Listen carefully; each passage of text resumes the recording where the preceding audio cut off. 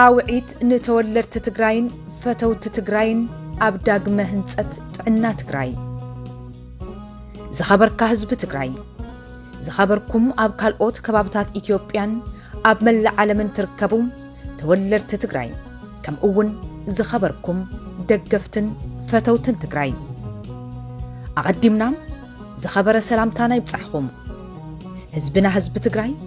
ኣብ ታሪኹ ተደጋጋሚ ሰብኣውን ተፈጥሮኣውን ማሕለኻታት እንተገጠመውን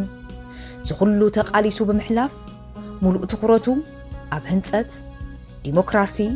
ልምዓትን ሰላምን ብምግባር ኣብ ብርኪ ዓለም ኣፍልጦ ዝተብሃወ ለውጢ ከምጽእ ዝኸኣለ ህዝቢ እዩ ኮይኑ ግና ንነዊሕ እዋን ዝቃለሱና ዝነበሩ ተጻባዕቲ ሓይልታት ኣብ ቀረባ እዋን ብዝረኸብዎ ዕድል ተጠቒሞም ሓደ ኣረመንያዊ ግንባር ብምፍጣር ኣብ ልዕሊ ህዝብናን መንግስትናን በቀጥታን በተዘዋዋርን ብምዝማት ከሰኩንና ይፍትኑ ኣለው ሰራዊት ፋሽስቲ አብይ አሕመድ ወራሪ ሰራዊት ውልቀ መላኺ መንግስቲ ኢሳያስን ተስፋሕፋሓይ ወራሪ ሓይሊ ኣምሓራን ብሓደ ብምዃን ኣብ ልዕሊ ህይወትን ንብረትን ህዝቢ ትግራይ ከምኡውን ኣብ ልዕሊ መሰረታዊ ልምዓትና ከቢድ መጉዳእቲ ኣብፂሖምን የብፅሑን ኣለው እንተኾነ ግና ህዝቢ ትግራይ ከምቲ ልሙድ ሕዝውን ብዝሕብን መልክዑ ጸላእቱ ብምምካት ድሌቶም ከይፍጽሙ ይኳሻሕሎም ኣብ ልዕሊ ጸላእቱ እውን ከቢድ ጉድኣት የብጽሕሎም ኣብ ህዝብና ዝበጽሕ ዘሎ ጉድኣት ሰፊሕ እንተኾነውን እቲ ሓደ ትኹረት ዘድልዮ ግና ኣብ ልዕሊ ጥዕና በፂሑ ዘሎ ጉድኣት እዩ ህዝቢ ትግራይ ዝረኸቦ ዝነበረ ግልጋሎት ጥዕና ካብ ዝተሓተ ብርኪ ተላዒሉ ኣብ ዝለዓለ ብርኪ በፂሑ ዝነበረ እንትኸውን በዚ ናይ ሕዚ ውዲት ጸላኢ ግና ከቢድ ማህሰይቲ በፂሕዎ ኣሎ ህዝብና ዝግልገለሎም ዝነበሩ ትካላት ጥዕና ከቢድ ብርሰት ዝበፅሖም እንትኸውን ኣብዚ ሕዚ እዋን ግልጋሎት ክታበት ህፃናት ክትትል ጥንሲ ናይ ወሊድ ግልጋሎት ናይ HIV ኤድስን ካልኦት ተመሓላለፍትን ዘይተመሓላለፍትን ሕማማት ሕክምና ንኣብነት ሕማም ሽኮርያን ናይ ሃንደበት ሕማማት ሕክምናን ካልኦትን ዳርጋ ኣብ ኩሉ ከባብታት ትግራይ ተቋሪጹ ይርከብ ብሰንኪ ህዝብና ኣብ ልዕሊ ሰላም ምስኣኑ ግልጋሎት ሕክምና ብዘይምርካቡ ይሳቐሎ ከም ሓደ ኣብነት ንምጥቃስ ዝኣክል ኣብ ሓንቲ ኣብ ማእኸላይ ዞባ ትርከብ ጣብያ ዘጋጠመና ክንጠቅስ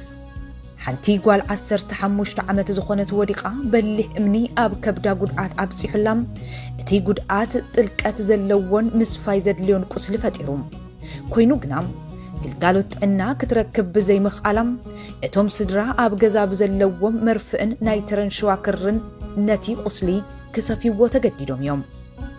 ሕማም ሽኮርያ ዘለዎም ኢንሱሊን ዝወስዱ መናእሰይን ህፃናትን እውን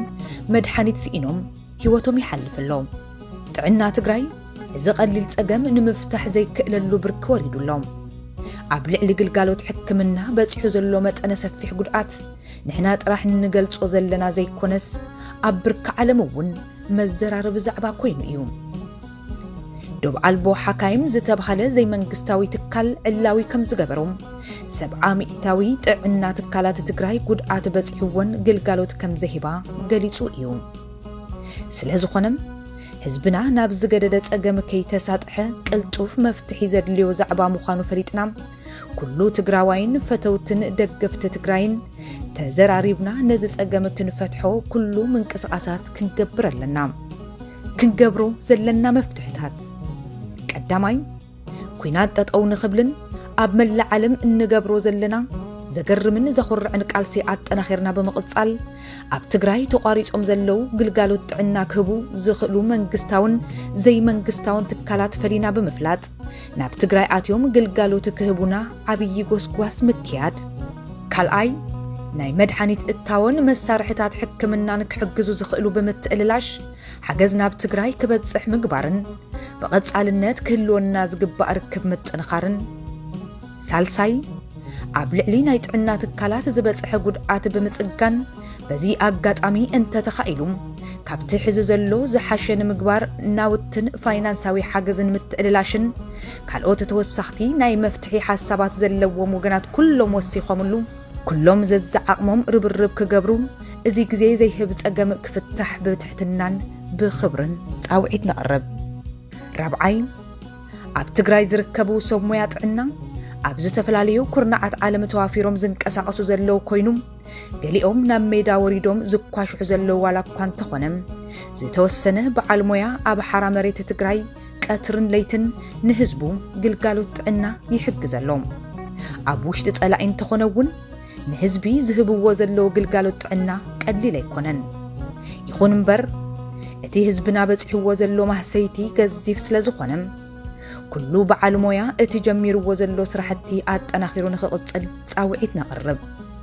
ክሳብ ሕዚ ንዝተሰርሑ ስራሕቲ እውን ዝለዓለ ክብሪ ኣለና ንኹልኹም ተቓልስትን ደገፍቲ እቲ ቃልስን እቲ ትሰርሕዎ ዘለኹም ስራሕቲ ኣበርቲዕኹም ቀጽልሉ ኣብ መወዳእታም እቲ ሕዚ ኣጋጢምና ዘሎ ጸገም ክሓልፍ እዩ ህዝቢ ትግራይ ናብ ዝለዓለ ብራኸ ዘደይቦ ኣጋጣሚ እውን ክኸውን ይኽእል እዩ ሕዚ ንሪኦ ዘለና ሓድነት ብዝኾነ ይኹን ምኽንያት ከየልሕልሕና ጸገማትና ኩሉ ብሓባር ብምቅላስን ብምርዳእን ከም እንፈትሖ ዘጠራጥር ኣይኮነን ትግራይ ትስዕር መንግስቲ ትግራይ 28 መጋቢት